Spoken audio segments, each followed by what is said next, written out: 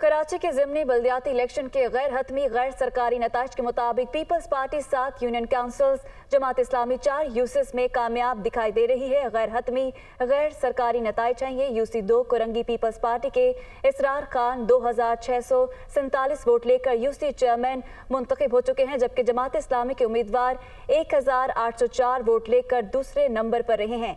ज़िमनी बल्दियाती election मुकम्मल नतीजा लियारी में अपसेट देखने में आया है। जमात इस्लामी के रुकने सिंध असम्बली सैयद अब्दुल रशीद के भाई जवाद शुएब हार गए हैं। तमाम तर पोलिंग स्टेशन के नताइज मौसूल होना शुरू हो चुके हैं, जबकि यूसी 2 लियारी टाउन से पीपल्स पार्टी उम्मीदवार अब्दुल कादिर 3243 वोट लेकर कामयाब दिखाई दे रहे हैं। इसी तरह जिला गरबी यूसी 8 का मुकम्मल गैर हतमी गैर सरकारी नतीजा है। पीपल्स पार्टी के अरशद खान 2664 वोट लेकर पहले नंबर पर हैं, जबकि पीटीआई के साहिर हुसैन 1380 वोट लेकर दूसरे नंबर पर विराजमान है। आपको आगे बताएं कि जिला वस्ती यूसी 6 नॉर्थ नाजिमाबाद का मुकम्मल गैर सरकारी गैर हतमी नतीजा है। जमात इस्लामी के फैसल नसीम 4055 वोट लेकर पहले नंबर पर हैं, जबकि पीपल्स पार्टी के आबिद शाह 1169 वोट लेकर दूसरे नंबर पर मौजूद हैं। इसी तरह लांडी टाउन यूसी 8 जमात इस्लामी के उम्मीदवार मोहम्मद अयूब 1695 वोट लेकर चेयरमैन की नशस्त पर कामयाब दिखाई दे रहे हैं। तहरीक इंसाफ के उम्मीदवार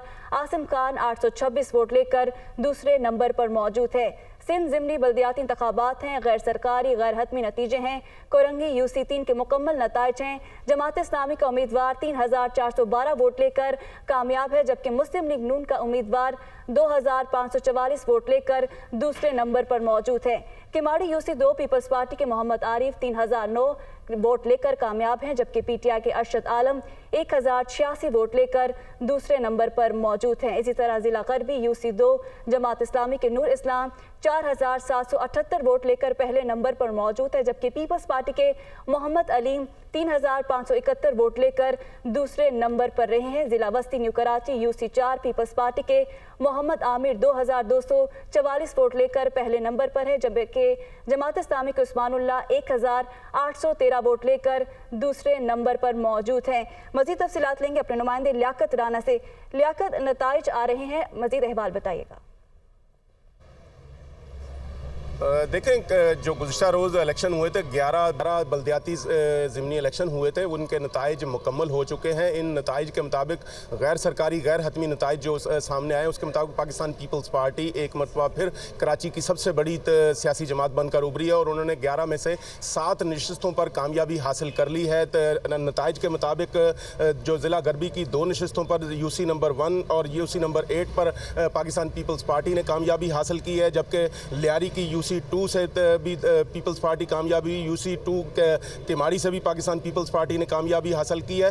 कुरंगी की यूसी नंबर 2 से भी पाकिस्तान पीपल्स पार्टी को कामयाबी हासिल मिली है, जबकि न्यू कराची की यूसी नंबर 4 और 13 में भी पाकिस्तान पीपल्स पार्टी को कामयाबी हासिल की है, जबकि जमात इस्लामी को 4 नशस्तें मिली हैं। इस तरह जो 15 जनवरी को इलेक्शन हुए थे 246 नशस्तों पर टोटल इलेक्शन होने थे, उसमें से 235 नशस्तों पर इलेक्शन हुए थे और 226 नशस्तों के रिजल्ट अब तक सामने आए थे सरकारी तौर पर। उसमें पाकिस्तान पीपल्स पार्टी को 90 नशस्तें मिली थी। अब 7 मिलाकर पाकिस्तान पीपल्स पार्टी की 97 नशस्तें होगी और वो कराची से बल्दियाती हलकों के मुताबिक सबसे बड़ी सियासी जमात बनकर उभरी है, जबकि जमात इस्लामी के 15 जनवरी और 7 मई के नताइज के मुताबिक उनकी नशस्तों की तादाद अब 86 हो गई है, जबकि पाकिस्तान तहरीक इंसाफ की किसी नशस्त में कोई उनको कामयाबी नहीं मिली और उनकी नशस्तें इस वक्त भी 42 हैं। नून लीग जो कि पाकिस्तान पीपल्स पार्टी के साथ जिन्होंने मिलकर इलेक्शन लड़ा था, उनके 7 चेयरमैनों की 15 जनवरी को कामयाब हुए थे। इस तरह पाकिस्तान पीपल्स पार्टी की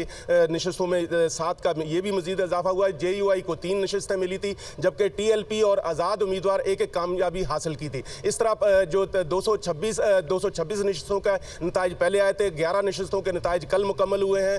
237 के नताइज अब तक आ गए हैं। 9 नशस्तों के नताइज अभी तक पेंडिंग है, जिनमें से कुछ सिंध हाई कोर्ट और दीगर अदालतों में ज़ेर समात हैं, जबकि कुछ नशिस्तों के नताइज जो हैं वो इलेक्शन कमीशन ने रोके हैं। रिकाउंटिंग भी हो रही है। तो पीपल्स पार्टी का दावा है कि वो जो ये 9 नशिस्तें बाकी रह गई हैं उनमें से भी बेशतर पाकिस्तान पीपल्स पार्टी को मिलेंगी। पाकिस्तान पीपल्स पार्टी के कारकुन कुरंगी और जिला वस्ती में जो उन्होंने कामयाबी हासिल की उस पर ज़्यादा खुशी का इजहार कर रहे हैं। उनका कहना है कि कुरंगी और वस्ती में हमें पहले कामयाबी नहीं मिलती थी, लेकिन पाकिस्तान पीपल्स पार्टी खुसूसन उनके चेयरमैन बिलावल भुट्टो की काविशों की वजह से और जो तरक्याती काम कराए पाकिस्तान पीपल्स पार्टी की सूबाई हुकूमत ने, उसकी वजह से इन इलाकों में भी उन्हें कामयाबी मिली है और इस तरह पाकिस्तान पीपल्स पार्टी कराची की सबसे बड़ी सियासी जमात बनकर उभरी है। जी ठीक है, बहुत शुक्रिया लियाकत राना हमारे साथ मौजूद थे और हमें तमाम तर तफसीलात से आगाह कर रहे थे। दूसरी जानिब अमीर जमात इस्लामी कराची ने आज दोपहर 1 बजे फिर एहतजाज का ऐलान किया है। पीपल्स पार्टी जालसाजी करके तारीख दोहरा रही है। पुलिस के जरिए नताइज को तब्दील किया गया। इंतखाबी नताइज फॉर्म 11 के मुताबिक नहीं है। हाफिज नईमुर रहमान ने मीडिया से गुफ्तगू की।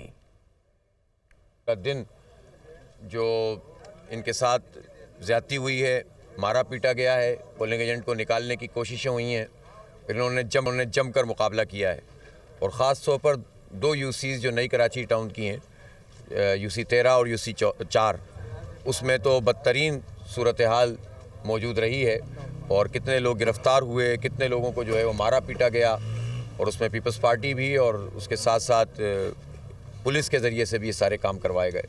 तारीख दोहरा रहे हैं ये पीपल्स पार्टी के लोग कि इलेक्शन कमीशन और प्रिजाइडिंग अफसरों को इस्तेमाल करके जालसाजी की जा रही है और उस जालसाजी में नताइज को तब्दील किया जा रहा है। यानी पहले तो आप लड़ते रहो इलेक्शन कराने के लिए, इलेक्शन हो जाए तो फिर आप इलेक्शन की पूरी मुहिम चलाओ, मुहिम के बाद फिर आप जो है वो पूरा दिन अपने वोटों का तहफ़्फ़ुज़ करते रहो और फिर उसके बाद कुछ जगहों पर आप इसमें कामयाब हो जाओ कि आप रिज़ल्ट हासिल कर लो, तो फिर उसके बाद उस रिज़ल्ट को तब्दील कर दो। अगरचे कि हमें इस पूरे निज़ाम पर एतमाद नहीं रहा, लेकिन बहरहाल कल 1 बजे इंशाल्लाह जब ये आएंगे तो हम अपने ओरिजिनल रिपोर्ट उसके साथ आएंगे, बाकी पार्टियों को भी ये बुलाएं और जो जेन्युइन चीज़ है उसके मुताबिक फ़ैसला करेंगे तो ठीक है।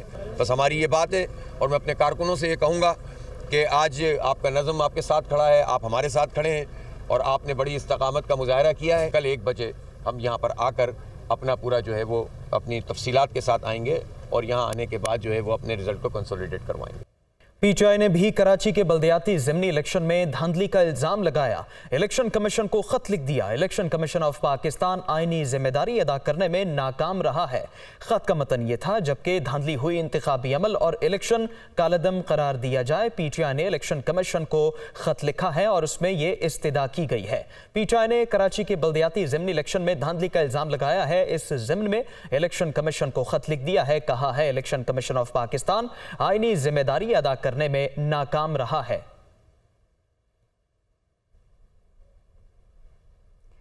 पीपल्स पार्टी के रहनुमा सईद गनी ने जमात इस्लामी और पीटीआई के इल्जामात मुस्तरद कर दिए।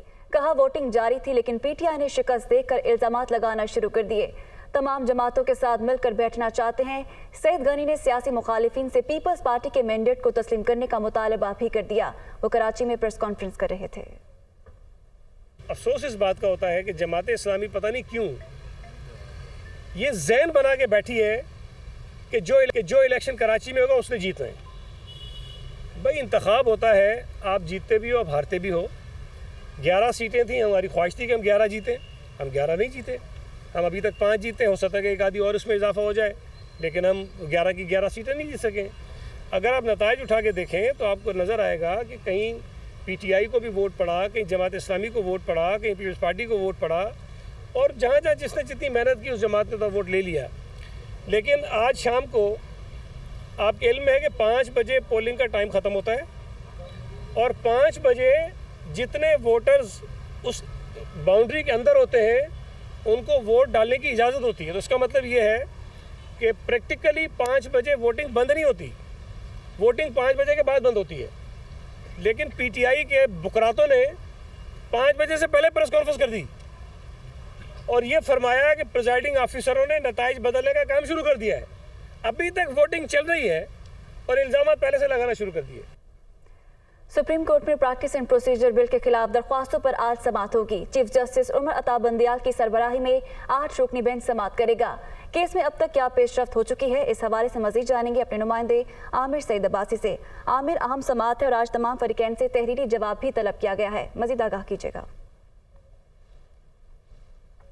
देखिए, सुप्रीम कोर्ट ऑफ पाकिस्तान में supreme court practice and procedure bill के खिलाफ जो आइनी 6 दरखास्तें हैं उन पर आज तीसरी समाअत होगी। Chief justice of Pakistan justice Umar Ata Bandial की सरबराही में 8 रुकनी लार्जर बेंच समाअत करेगा इस केस में, जिसमें अदालती इस्लाहात बिल के खिलाफ ये दरखास्तें दायर की गई थी और सुप्रीम कोर्ट ऑफ पाकिस्तान ने इस पर स्टे ऑर्डर दे दिया था और रोक दिया था इस बिल पर अमल दरामद से भी। इसके साथ साथ अटॉर्नी जनरल ने 2 नई दरखास्तें दायर की हैं, मुतफर्रिक दरखास्तें और जवाब दायर किए हैं सुप्रीम कोर्ट ऑफ पाकिस्तान में हफ्ते के रोज़। और उसमें पहली इस्तदा ये थी कि इस मुकदमे की समाअत के लिए भी फुल कोर्ट बेंच तश्कील दिया जाए और दूसरी इस्तदा ये थी कि ये दरखास्तें नाकाबिले समाअत हैं, इन्हें मुस्तरद कर दिया जाए क्योंकि कानून साजी पार्लियामेंट का इख्तियार है, लिहाजा उसके ऊपर जो आइनी दरखास्तें दायर की गई हैं ये दुरुस्त नहीं है। ताहम ये जो दूसरी समाअत हुई थी पिछली समाअत, उसमें सुप्रीम कोर्ट ऑफ पाकिस्तान ने इस कानून को अदलिया की आज़ादी रोकने के मुतरादिफ करार दिया था और ये कहा था कि ये जो बुनियादी स्ट्रक्चर है आइन का उसको छेड़ने के मुतरादिफ है और उसमें तब्दीली लाने के मुतरादिफ है जो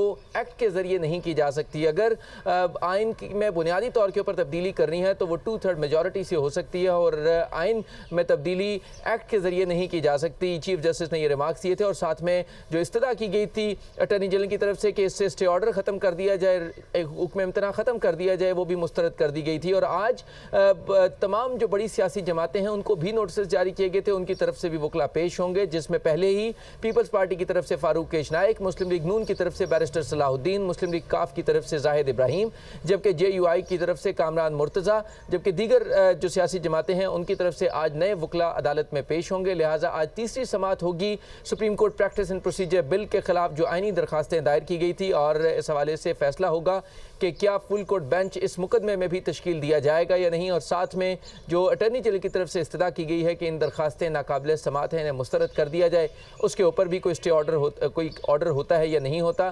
साथ में हुक्म इम्तना क्या बरकरार रहेगा, कंटिन्यू रहेगा या नहीं, ये भी अहम मामला है। इसके ऊपर भी आमिर सैद अब्बासी हमारे साथ मौजूद थे। Chief justice of Pakistan Umar Ata Bandial का कहना है कि आइन 90 रोज में इलेक्शन का पाबंद करता है तो इस पर अमल दरामद हमारा फर्ज है, फैसला चैलेंज ना हो तो फिर ये हतमी होता है।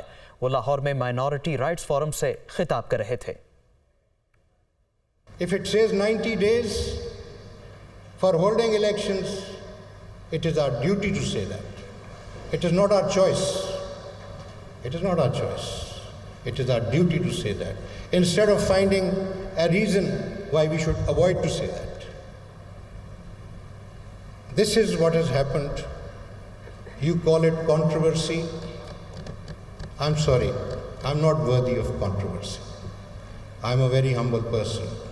You say you support us, please don't say that. I'm just one of the members of the Supreme Court of Pakistan. If you stand up for the Constitution and the law, then you must support the Supreme Court of Pakistan. But the important thing is that the Supreme Court, when it speaks on merit, its judgment has moral authority. When those judgments are not appealed or no review is filed, then that means no one has any objection to the judgment. If a review is filed, then it will be heard, because no judgment is binding unless it becomes final. But if a judgment is not challenged, then it becomes final. The political leadership of Pakistan agreed to start negotiations, which have not ended yet. This is what we were informed. We have nothing to do with that. But at least they are conscious that they have a duty to comply the Constitution. And we are there to support that effort. Otherwise, our judgment is there. It has a force of its own. It may not be implemented today, but it will last to the test of time and shall be implemented tomorrow. Our judgments have the force of moral authority when they are given in accordance with the Constitution and the law of Pakistan. सहाफ़ी ने chief justice Pakistan से सवाल किया कि आप और आपकी family के खिलाफ ऑडियो लीक्स के जरिए प्रोपेगेंडा किया जा रहा है। चीफ जस्टिस मुस्कुराए और होंठों पर उंगली से खामोश रहने का इशारा दिया। चीफ जस्टिस ने कहा, बस आप दुआ किया करें। किया जा रहा है, आप समझते हैं ये प्रोपेगेंडा है, ये अच्छी बात नहीं है सर। थोड़ा रास्ता आराम से, ये आपके अगेंस्ट प्रोपेगेंडा किया जा रहा है, दैट्स नॉट गुड वे। तो ये कभी ऑडियो लीक, कभी ये प्रोपेगेंडा, कभी वो प्रोपेगेंडा। आप समझते हैं कि आप उनके हालात बिगड़ गए हैं, कुछ बेहतर किया जा सकता है, ये वो सामने block. Thank you sir, thank you sir. आगे बढ़े और आपको बताएं कि Lahore high court Punjab assembly की बहाली के लिए दरख्वास्त दायर करने वाले पर 1 लाख जुर्माना आयद कर दिया गया है। जुर्माना माफी की दरख्वास्त की तो जुर्माना बढ़ाकर 2 लाख रुपए कर दूंगा। जस्टिस शाहिद करीम की जानिब से ये रिमार्क्स दिए गए हैं। तो Lahore high court Punjab assembly की बहाली के लिए दरख्वास्त दायर करने वाले पर 1 लाख जुर्माना आयद कर दिया गया है। जस्टिस शाहिद करीम की जानिब से रिमार्क्स दिए गए कि जुर्माना माफी की दरख्वास्त की तो जुर्माना बढ़ाकर 2 लाख रुपए कर दूंगा। तो पंजाब असेंबली की बहाली के लिए दरख्वास्त दायर करने वाले पर 1 लाख जुर्माना आयद कर दिया गया है और कहा गया कि जुर्माना माफी की दरख्वास्त की तो जुर्माना बढ़ाकर 2 लाख रुपए कर दूंगा। जस्टिस शाहिद करीम की जानिब से ये रिमार्क्स दिए गए। लाहौर हाई कोर्ट में ये केस चला। पंजाब असेंबली की बहाली के लिए दरख्वास्त दायर करने वाले पर 1 लाख जुर्माना आयद कर दिया गया। परवेज इलाही के घर छापे को गैर कानूनी करार देने की दरख्वास्त पर समाअत। एंटी करप्शन ने जवाब लाहौर हाई कोर्ट में जमा करा दिया। दरख्वास्त गुजार के वकील ने जवाबुल जवाब के लिए मोहलत मांग ली है। तो आपको बताएं कि परवेज इलाही के घर छापे को गैर कानूनी करार देने की दरख्वास्त पर यह समाअत है। एंटी करप्शन ने जवाब लाहौर हाई कोर्ट में जमा करा दिया है, जबकि दरख्वास्त गुजार के वकील ने जवाबुल जवाब के लिए मोहलत मांग ली है। तो मोहलत मांग ली गई है दरख्वास्त गुजार की जानिब से। परवेज इलाही के घर छापे को गैर कानूनी करार देने की दरख्वास्त पर यह समाअत थी और एंटी करप्शन ने जवाब लाहौर हाई कोर्ट में जमा करा दिया है, जबकि दरख्वास्त गुजार की जानिब से मोहलत मांगी गई है। परवेज इलाही के घर छापे को गैर कानूनी करार देने की यह दरख्वास्त है जिस पर समाअत हुई और एंटी करप्शन ने जवाब लाहौर हाई कोर्ट में जमा करा दिया है, जबकि दरख्वास्त गुजार के वकील ने जवाबुल जवाब के लिए मोहलत मांग ली है। परवेज इलाही के घर छापे को गैर कानूनी करार देने की दरख्वास्त पर यह समाअत हुई और इस समाअत के दौरान एंटी करप्शन ने जवाब लाहौर हाई कोर्ट में जमा करा दिया। मजीद तफसीलात जानेंगे मोहम्मद इशफाक से। इशफाक, आगाह कीजिएगा। जी बिल्कुल, लाहौर हाई कोर्ट के जस्टिस सरदार मोहम्मद सरफराज डोगर ने परवेज़ इलाही के साहबजादे रासे इलाही की दरख्वास्त पर समाअत की। दरख्वास्त में परवेज़ इलाही के घर पर छापा मारने के इकदाम को चैलेंज किया गया था और ये मौक़िफ़ इख्तियार किया गया था कि निगरान पंजाब हुकूमत सियासी बुनियादों पर परवेज़ इलाही को इंतकामी कार्रवाई का निशाना बना रही है और झूठे और बेबुनियाद मुकदमात दर्ज करके परवेज़ इलाही को हरासा किया जा रहा है और उनके घर पर गैर कानूनी तौर पर छापे मारे जा रहे हैं। अदालत इन तमाम इकदामात को गैर कानूनी करार दे। दौरान समाअत एंटी करप्शन की जानिब से जवाब अदालत में जमा करवाया गया, जिस पर परवेज़ इलाही के वकील ने कहा कि वो जवाबुल जवाब जमा करवाना चाहते हैं। अदालत ने परवेज़ इलाही के वकील की इस्तदा मंजूर करते हुए कार्रवाई 18 मई तक मुलतवी कर दी और आइंदा समाअत पर वकला को बहस के लिए तलब कर लिया। तो 18 मई तक कार्रवाई मुलतवी कर दी गई है। बहुत शुक्रिया, मोहम्मद इशफाक हमारे साथ मौजूद थे। खबर है कि एफपीआर में तनख्वाहें न बढ़ने का मामला है। 100 से ज्यादा अफसरान एहतजाजन आज से 30 जून तक हड़ताल पर होंगे। एफपीआर इनलैंड रेवेन्यू ग्रेड 17, 18, 19 के अफसरान ने 22 दिनों के लिए छुट्टियां अप्लाई कर दी हैं और 150% एग्जेक्टिव अलाउंस और तनख्वाहें न बढ़ाई गई तो मजीद सख्त रद्द-ए-अमल होगा। एफपीआर मुलाजमीन ने इस मौके पर मजीद क्या कहा, क्या तासुरात दिए, इस बारे बताएंगे हमारे नुमाइंदे मुदस्सिर अली। मुदस्सिर, बताइए इस बारे। जी, FBR inland revenue service group के 117 से ज़ायद मुलाजमीन आज से हड़ताल कर रहे हैं और 30 जून तक 22 रोज़ के लिए उन्होंने छुट्टियां अप्लाई कर दी हैं। जो मुलाजमीन का मौक़िफ़ है दरख्वास्त में जो इख्तियार किया गया है, मुलाजमीन का कहना है कि Supreme Court, Prime Minister office, NAB, FIA और जो दीगर अदारे हैं वहाँ पर मुलाजमीन को ना सिर्फ एग्जेक्टिव अलाउंस मिल रहा है बल्कि तमाम तर जो बुनियादी सहूलियात हैं जिसमें अकामोडेशन, फ्यूल और जो ट्रांसपोर्ट है उनकी फैसिलिटी मुयस्सर है। लेकिन एफबीआर इनलैंड रेवेन्यू सर्विसेज के जो ग्रेड 17, 18 और 19 के मुलाजमीन हैं इनको तमाम तर जो बुनियादी सहूलियात हैं उनसे महरूम रखा गया है और तनख्वाहों में भी बुनियादी फ़र्क आ रहा है। अब एफबीआर के ये मुलाजमीन इनकी जानिब से पहले वज़ीर आज़म को ख़त भी लिखा गया था और ये दरख्वास्त की गई थी कि अगर तनख्वाहों में इजाफा ना किया गया तो करप्शन करने की इजाज़त दे दी जाए, क्योंकि इस वक्त जो FBR inland revenue service group के मुलाजमीन हैं 17, 18 और 19 के ये मुलाजमीन हैं, इनकी जानिब से ये कहा गया है कि जो मौजूदा तनख्वाह है इसमें घरेलू अखराजात बर्दाश्त करना काबिल बर्दाश्त नहीं है। गुज़श्ता महीनों के दौरान जो महंगाई की शरह में इजाफा हुआ है उसके बायस अब मौजूदा तनख्वाह घरेलू अखराजात पूरे करने के लिए नाकाफ़ी है। अब ये मुलाजमीन एहतजाजन आज से छुट्टियों पर हैं और आइंदा 22 रोज़ तक ये हड़ताल करेंगे। इन मुलाजमीन का ये भी मौक़िफ़ है कि वज़ीर आज़म, चेयरमैन FBR, वज़ीर ख़जाना इसहाक डार फौरी तौर पर इनकी दरख्वास्त पर सुनवाई करें और 150% तक एग्जेक्टिव अलाउंस और जो इनकी तनख्वाहों में इजाफा है वो फौरी तौर पर किया जाए। कॉमन पूल फंड की भी इन मुलाजमीन की जानिब से दरख्वास्त की गई है कि फौरी तौर पर कायम किया जाए और उसके अकॉर्डिंगली जो 2017 से गुज़श्ता 5 सालों से इनके अलाउंसेस में इजाफा नहीं किया जा रहा, इस्तदा की गई है। शुक्रिया आपका। अब कुछ बात की जाए महंगाई की, तो लाहौर में महंगाई की शरह में मुसलसल इजाफा। सब्जियां, दालें, कुकिंग ऑयल शहरियों की पहुंच से दूर। महंगाई में इजाफे के बायस शहरी परेशान हैं। मजीद तफसीलात बताएंगे अब्दुल कादिर।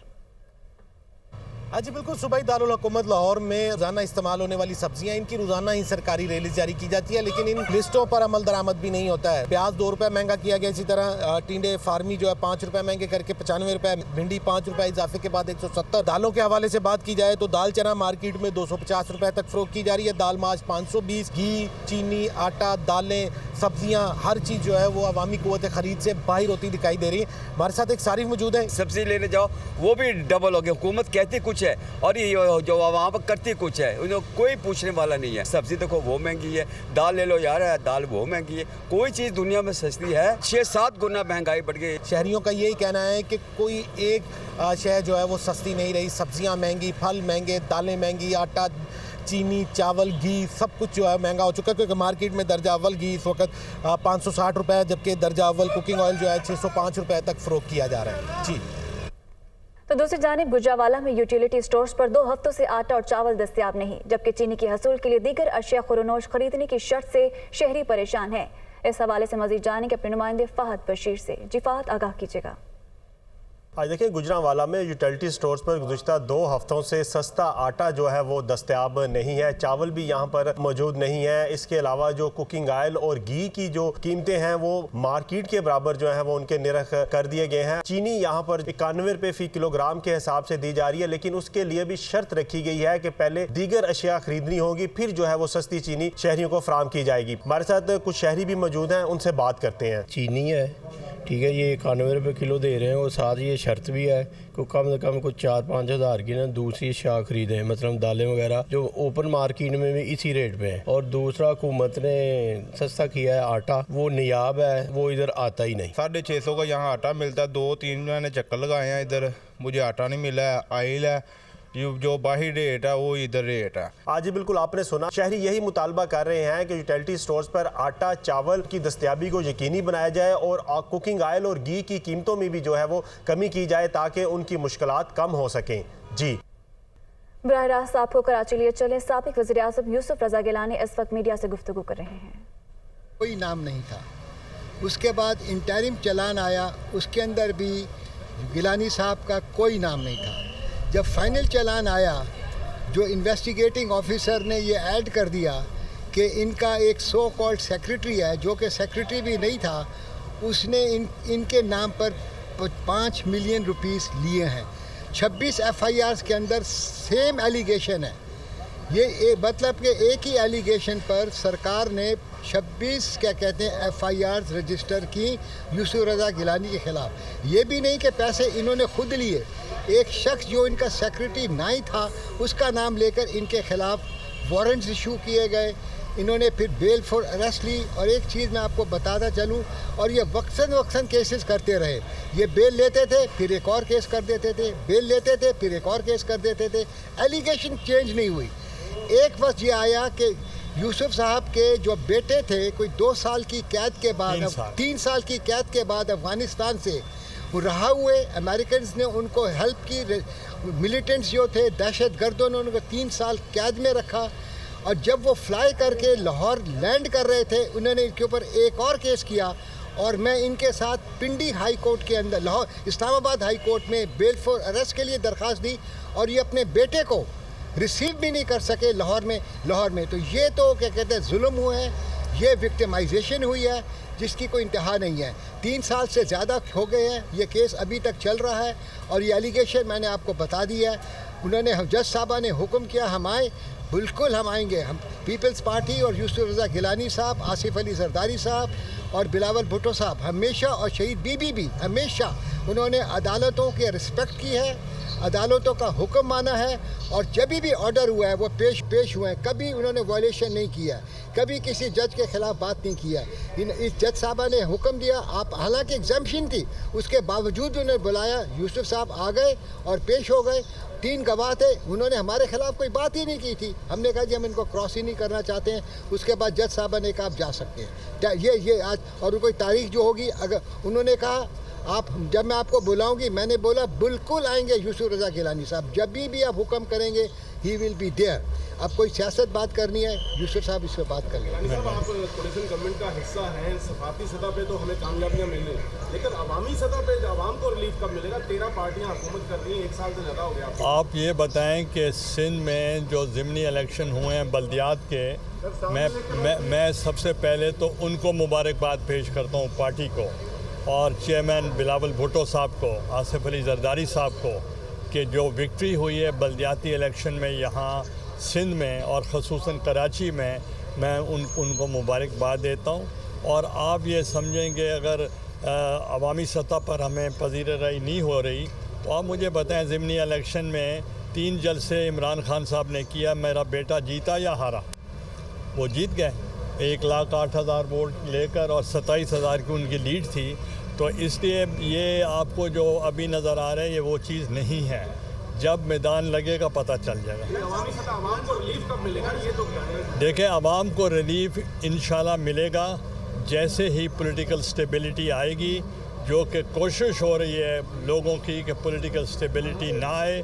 मैंने एज प्राइम मिनिस्टर भी कहा था political stability leads to economic stability. और आपने देखा कि जब मैं वज़ीर आज़म बना तो मुझे 264 वोट्स मिले और 2/3 मेजॉरिटी से भी ज़्यादा मिले, और मुझे ज़रूरत नहीं थी कि मैं अपोजिशन से कहता कि आप मुझे वोट ऑफ कॉन्फिडेंस दें, मगर मैंने उस वक्त की अपोजिशन से रिक्वेस्ट की कि आप मुझे वोट ऑफ कॉन्फिडेंस दें, क्योंकि अकेला मैं मुल्क को नहीं चला सकता।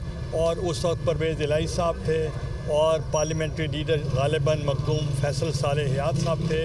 उन्होंने मुझे खड़े होकर फ्लोर ऑफ द हाउस पे कहा कि हम आपको वोट ऑफ कॉन्फिडेंस देते हैं। और जब वोट ऑफ कॉन्फिडेंस मुझे मिला तो we created a history and I was the only unanimously elected prime minister in the history of Pakistan. तो आपने देखा कि हमारे दौरे इक़्तिदार में बहुत काम हुए, NFC अवार्ड भी उस वक्त मिला, आपने देखा होगा 18वीं तरमीम भी उस वक्त पास हुई और खैबर पख्तूनख्वा को शनाख्त भी मिली। गिलगित बल्तिस्तान में हमने उनको एम्पावरमेंट किया और बेनज़ीर इनकम सपोर्ट प्रोग्राम को हमने बहुत मौसर किया, इंटरनेशनली रिकग्नाइज्ड हो गया। और हम जब भी किसी साख मीटिंग में जाते थे तो उस प्रोग्राम के मुतालिक हम ब्रीफ किया करते थे। तो इसलिए उस वक्त आप देखें कि सबसे ज़्यादा अगर इकनॉमिक स्टेबिलिटी आती है तो वो उस वक्त आते जब काश्तकार खुशहाल हो, एग्रीकल्चर का जूम हो। उस वक्त बहुत ग्लोबल रिसेशन था, पूरी दुनिया में ग्लोबल रिसेशन से हिट हो रहा था। हमने अपनी इकोनॉमी को डिवर्सिफाई। जो कहता है जलसा ना करो वो चाहता है रूहानी जलसा हो, जो कहता है रैली ना निकालो वो चाहता है खलाई रैली हो। तो फिर जो वोट है वो भी खलाई होगा और नतीजा हवाई होगा, वो इस दफ़ा नहीं होने देंगे हम इंशाअल्लाह। Thank you.